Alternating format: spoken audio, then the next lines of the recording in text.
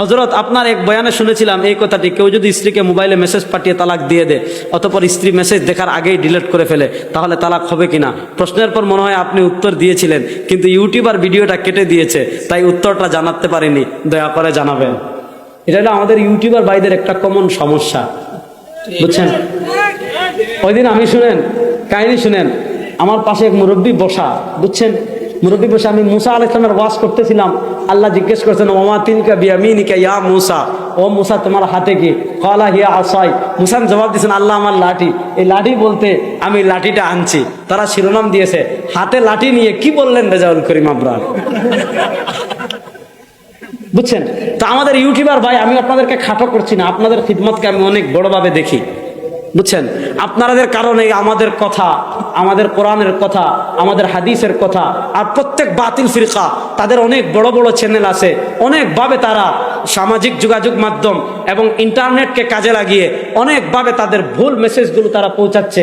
আপনারা নিজের টাকায়, নিজের পয়সায় আসেন, এজন্য আপনাদেরকে ধন্যবাদ দেই যে আপনাদের উসিলায় আমাদেরকে কি আমাদের দাওয়াতগুলো যায়, আমাদের কথাগুলো যায়। এজন্য আমি আয়োজক ভাইদের অনেক জায়গায় বলেছি, যারা ইউটিউবার ভাই আসবেন তাদেরকে খাটোভাবে দেখবেন না, বরং হাদিয়া অন্তত না দেন।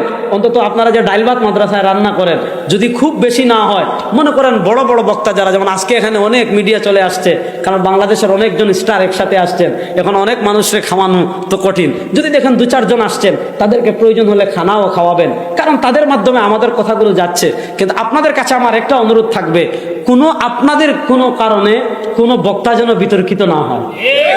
দেখা গেল 1 ঘন্টা কথা বলেছে, একটা কথা এদিক সেদিক হয়ে গিয়েছে, এখন আপনি ওইটাই ছাড়লেন, ওইটাই কি করলেন? ছাড়লেন। এটা করবেন না। মাসালা হলো, এই যে মাসালা আমি কিন্তু আলোচনা করেছিলাম, এটা তাকলিদ বুঝাতে গিয়ে, ফিক বুঝাতে গিয়ে আমি এই মাসালা বলেছিলাম যে যদি কেউ একজনে তার স্ত্রীকে হোয়াটসঅ্যাপে লিখে তালাক পাঠিয়েছে, স্ত্রী তাক দেখার আগে আবার ডিলিট করে ফেলেছে, এখন প্রশ্ন হলো তালাক পতিত হলো কিনা। আহলে হাদিসদেরকে বলেছিলাম তোমরা যে বলো ফিক মানি না, মাযহাব মানি না, আমি বললাম ঠিক আছে, এই মাসালার সমাধান সহিহ হাদিস থেকে দাও। যদি বলো তালাক হয়েছে, তাও বলবো হাদিস থেকে দেখাও। যদি বলো তালাক হয় নাই, তাও বলবো কি করো, হাদিস থেকে দেখান। মূল মাসআলা হলো তালাক পতিত হওয়ার জন্য স্ত্রীর শোনা বা জানা শর্ত না।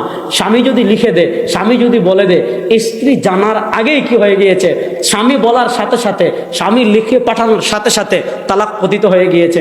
এখন আপনি ডিলিট করলেও হয়েছে, ডিলিট না করলেও হয়েছে, স্ত্রী শুনলেও হয়েছে, না শুনলেও হয়েছে। এক্ষেত্রে 1 তালাক দিলে আপনি 2 তালাকের মালিক থাকবেন, 2 তালাক দিলে 1 তালাকের মালিক থাকবেন, রাজাত করার সুযোগ থাকবে। কিন্তু যদি 3 তালাক দেন, ফাইন তাল্লাকাহা আত-তালাকু মাররাতান, আল্লাহ বলেছেন প্রথম 2 তালাক, 2 তালাকের পর রাখতেও পারেন, আও ইমসাক ছাড়তেও পারেন। কিন্তু 2 তালাকের পর আর যদি তালাক দিয়ে দেন, ফাইন তাল্লাকাহা, 2 তালাকের পর যদি আর তালাক দিয়ে দেন, ফালা তাহিল্লু লাহু হাত্তা তানকিহা যাওজান গায়রা।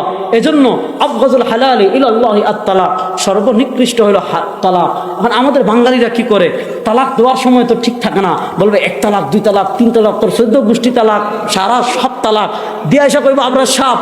কারণ আমার কাছে তো প্রচুর তালাকের মাসআলা আছে প্রতিদিন। এই আজকে ভাত খাইতে বসছি, একজন আসছে, আচ্ছা বলছে যে হুজুর আমার আরো 2 জন ছিল, এদেরকে বের করে দেন। আচ্ছা যা কথা বলতেছে, আমি যেটা বলতে চাচ্ছি, আচ্ছা বলবো হুজুর যখন তালাক দে আমার মাথা ঠিক আছিল না। তো তালাক তো মাথা ঠিক না থাকলে তো বেটা মানুষ তালাক দে। আমার খুব রাগ উঠছিল, না বুঝা দিছি। তো তালাক তো রাগ উঠলেই মানুষ দে, কেউ কি হেসে হেসে, যখন তার প্রচন্ড ভালোবাসা থাকে তখন কি কেউ তালাক দে? তালাক তো দেই তো রাগ উঠলে।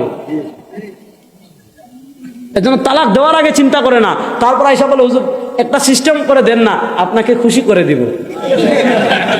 মনে হয় আমরা কোরআন হাদিস পড়ছি তার বাপের টাকায় না, আইসা বলে কি একটা কি করেন, সিস্টেম করে দেন, খুশি করে দিব। এবার যে আলেম শুনেন, বাংলাদেশে এমন বহু খান্নাস আছে, এরা সাহাবা একরামের আমল বাদ দিয়ে, 4 ইমামের মাযহাব বাদ দিয়ে, সকল সাহাবা একরামের ঐক্যমত, 4 মাযহাবের 4 ইমাম ঐক্যমত, ইমামে আযম আবু হানিফার মতে, ইমাম শাফির মতে, ইমাম মালিকের মতে, ইমাম আহমদ ইবনে হাম্বলের মতে এবং ইমাম ইবনে আব্দুল বার মালিক রাহিমাহুল্লাহ আল ইস্তিসকার লিখেছেন যে 3 তালাক একসাথে দিলেও 3, আলাদা করে দিলেও 3। যারা 3 তালাক একসাথে দিলে এক তালাক বলবে। ইমাম ইবনে আব্দুল বার বলেছে এটা রাফিজিদের মাযহাব। আজকে আমাদের সমাজে কিছু খান্নাস আছে, এরা কি করে 3 তালাক দেয়, তারপর লামাজাবি মসজিদে যায়, মাদ্রাসায় যায়, হেরা টাকা ফতোয়া দিয়ে দেয়, একসাথে 3 তালাক দিলে 1 তালাক হয়। অথচ সকল সাহাবা ইকরামের ঐক্যমতে 3 তালাক দিলে 3 তালাক হয়। 4 মাযহাবের ইমামগণের ঐক্যমত 3 তালাক দিলে 3 তালাক হয়। এবার কোন মসজিদের ইমাম যদি 500-1000 টাকা পেয়ে 3 তালাকরে 1 তালাক বানিয়ে ফতোয়া দেয়, এই মসজিদের ইমামরে মসজিদ থেকে বের করে দিবেন। এর পিছনে নামাজ পড়লে নামাজ মাকরুহে হবে না, নাই মাকরুহে তাহরিম। আন্দাজি ফতোয়া দিয়েন না। বাঙালি ফতোয়া দিতে কি সবার আগে আমার চেয়ে 1 চামচ আগিয়ে গেছে। যাক